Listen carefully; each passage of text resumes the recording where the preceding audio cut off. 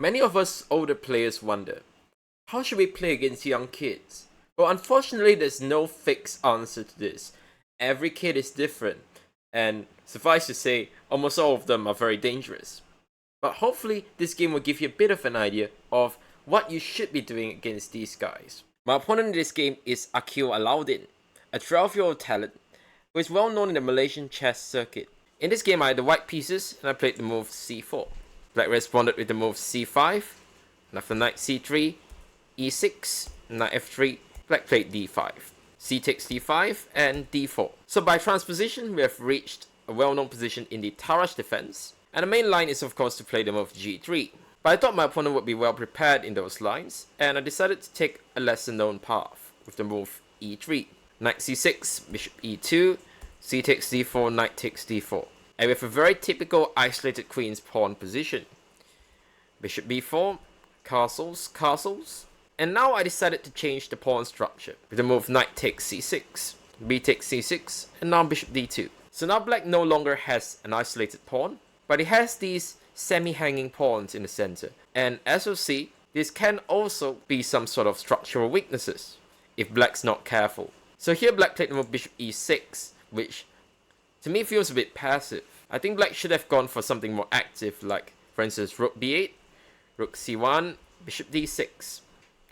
As you'll see, it's quite advantageous for us to trade off these dark squared bishops, so black should probably try to keep them.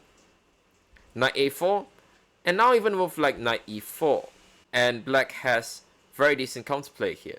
Instead, after bishop e6, now rook c1, rook b8, and now knight a4. And my plan is really quite clear. I'm taking control over this square on c5, and also hitting this pawn on c6, so black has to do something about that. And he plays queen d6. Now here I played the move b3, which was not the best. It was better for me to immediately exchange of the dark squared bishops, and after rook takes b4, b3, we'd probably transpose into the game.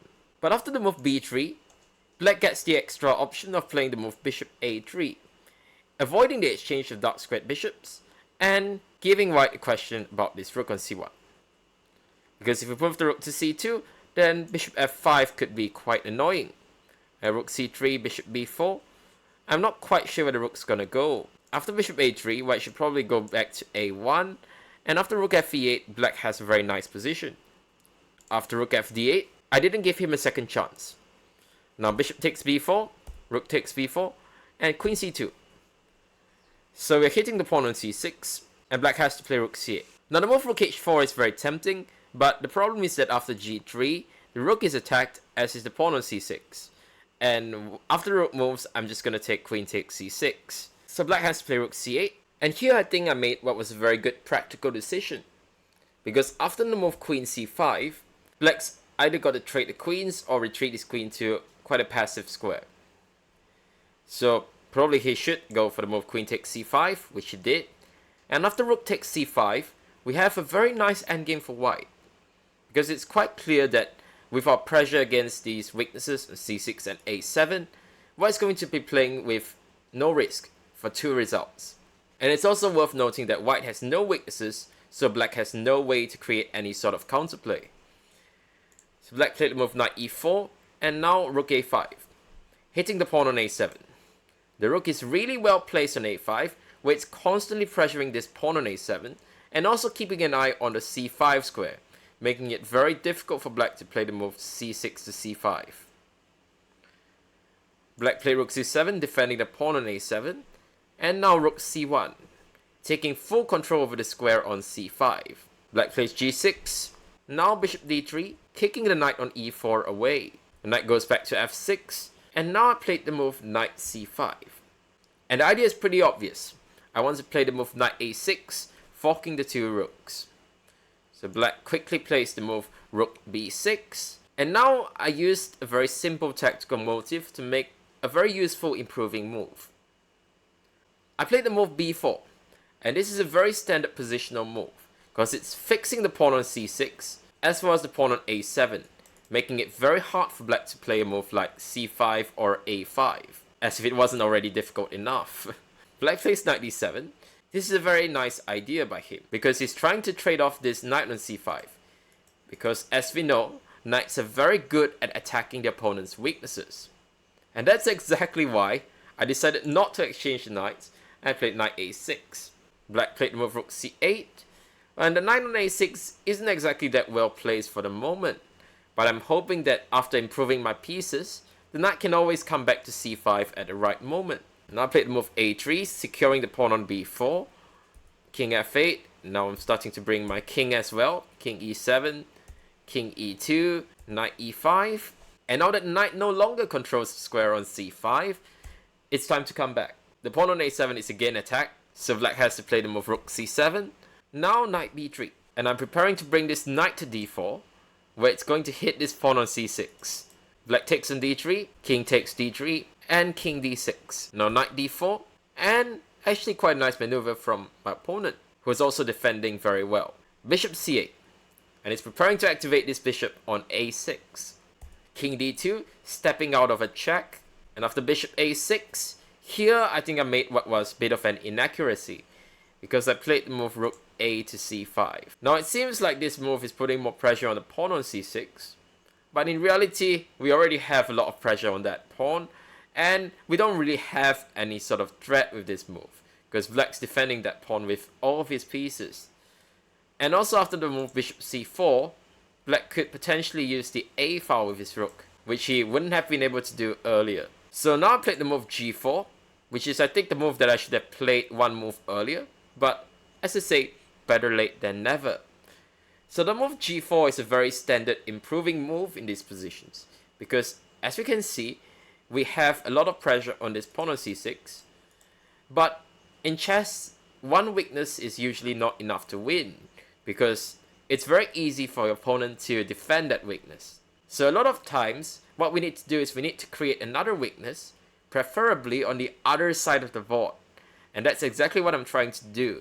I'm trying to expand on the king side, and hopefully in the future some weaknesses can be created there. Black played the move rook a6, so he's got his own ideas as well. He's hitting the pawn on a3, so rook c3 is forced, and now he played the move rook a4, which is very interesting, because now he has a very serious idea of playing the move a5, which is going to break up my whole construction on the queen side, and this will give him a ton of counterplay. So for instance, if we were to make some slow waiting move, then suddenly a5 would be very strong. And the idea is that, of course, we have to take rook takes a5, rook takes b takes a5, and now rook a7. And now the pawn on a5 is falling, and suddenly black's ready with his own ideas like c5. And if you're not careful, black could even start taking over. And this is why I realized that this was a critical moment, and that I had to play very, very accurately here. Having realized that, it wasn't too hard for me to find the next move. e4. So why is e4 so strong? We are immediately attacking the black center, and we have some very serious tactical ideas. To illustrate these ideas, let's make some waiting move for black like h6.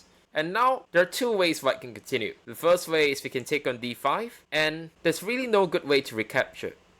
For instance, if c takes d5, then there's this very nice tactical motive with the move rook takes c4.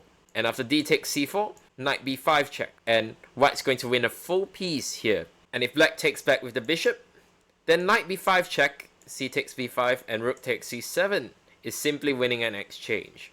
So in the game, black played the move a6.